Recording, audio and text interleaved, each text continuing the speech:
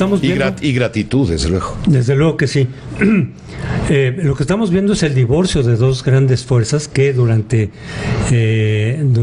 decenios colaboraron y se armonizaron de alguna manera desde el punto de vista político, es decir, el sindicato, aunque en este caso se trata nada más del CENTE, del grupo disidente, pero el sindicato de maestros, el magisterio, que fue un apéndice del Partido Revolucionario Institucional, en general del Estado mexicano, y que colaboraban para propósitos político-electorales, pero en detrimento, de alguna manera, de la educación. La educación fue quedando rezagada, y las funciones fundamentales del magisterio eran políticas y con muchos privilegios. Claro, exacto, a eso iba. Y el sindicato creciendo en cuanto a privilegios a cambio de esa colaboración, entre comillas, política. Así es. Bueno, al acabarse y agotarse el régimen de partido hegemónico, entonces se tiene que enfrentar ya otro tipo de necesidades, otro tipo de problemas, como es elevar la educación ahora sí, y no tratar con tantos privilegios a los profesores en términos de la venta de las plazas, herencia de las plazas, de las comisiones políticas, en donde muchos de los maestros se dedican exclusivamente a cuestiones políticas y no a la enseñanza, en fin, a tratar de elevar el nivel educativo, que los propios profesores sean evaluados, que es el centro de esta reforma, sean evaluados y en caso de no pasar los exámenes, bueno, otras oportunidades y eventualmente se les despide. Eso es lo que no quieren que cambie. Pero es entonces un divorcio y una confrontación de dos poderes muy fuertes. El Estado, por supuesto, y en este caso un sindicato que se sabe muy fuerte. Un sindicato que al haber sido nacional, al tener más de 1 millón, digamos, de afiliados. 1.200.000 afiliados, por lo menos. Sí, entonces saben que tienen la fuerza para enfrentar al Estado, la están usando y estamos viendo entonces aquí un forcejeo de estos dos poderes ya divorciados, ya confrontados, porque los tiempos cambiaron, como tú lo dijiste, a ver quién vence al otro. Es decir, el sindicato sigue utilizando su propia fuerza para doblar al Estado o para provocarlo.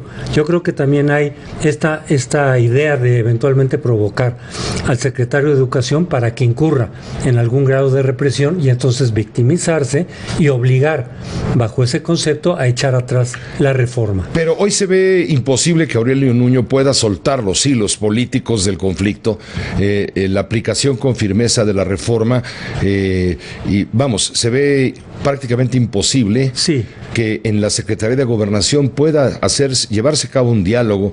Te acordarás cuando la circunstancia era distinta, no hace mucho, hace un año, las pláticas que debieron haber sido con Emilio Schweifet, el secretario de Educación, no pudieron llevarse a cabo ahí y fueron a dar a Gobernación, donde hubo ciertos acuerdos bajo lo oscuro, bajo la mesa, etcétera, etcétera. Ahora ya los tiempos cambiaron, ya los tiempos de Schweifet ya son historia. Sí, tiene que ser Nuño el que continúe, digamos, con esta política, y creo que el Estado no debe de ceder. El Estado tiene que utilizar su propia fuerza, y no estoy hablando aquí de represión ni nada por el estilo, pero sí tiene que usar su propia fuerza para continuar esta reforma y efectivamente descontar sueldos a los maestros que no vayan, eventualmente despedir a quienes ya lleguen a esos requisitos. Ahí está la clave. Ese es un punto Ahí está complicado. la clave. Ese es el centro de gravedad. Sí. Porque el desafío que está planteando la Coordinadora de Trabajadores de la Educación es retar al gobierno y decirle, ándale pues, sí, al fin que somos... córreme a 200,000,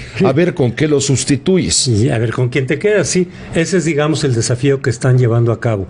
Pues lo tiene que hacer la Secretaría de Educación de manera gradual, en fin, tiene que desarrollar alguna estrategia, si no es que la tienen, pero tienen que ser firmes, porque de lo contrario se viene para abajo la reforma y nos vamos a quedar igual con un sistema educativo muy rezagado. Hay que recordar, Pepe, que en términos de el presupuesto que se le dedica a la educación es bastante alto, incluso dentro de los países de la OECD, y sin embargo el rendimiento educativo en México es de los más bajos. ¿Por qué? Pues precisamente porque el magisterio era un órgano político, no era un órgano educativo. Se está tratando de transformar radicalmente ya esa función, y lo paradójico es que esto está sucediendo bajo un gobierno del PRI. Uno hubiera supuesto que este quiebre, este choque, este divorcio se hubiera dado bajo los gobiernos del PAN, que siempre criticaron el corporativismo y el sindicalismo, no solo magisterial, sino en términos generales. Pues no, al magisterio le fue bastante bien con los gobiernos del PAN, y es ahora con este gobierno priista, paradójicamente, con quien viene ese choque. Pero es que ya las cosas no dan para más, ya no puedes continuar con un esquema de privilegio y con una utilización política, que hay todavía quien quiere usar política y electoralmente al magisterio. Ahí está Andrés Manuel López Obrador apoyando al magisterio, a la coordinadora, sí. A la coordinadora, a cambio de una alianza política.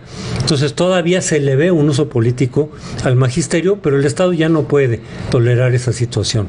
Tiene que desarrollar una estrategia para aplicar las sanciones previstas por la reforma, y sí, es cierto, es un reto difícil el cómo sustituir a 200,000 profesores, pero tienen que hacer algo al respecto.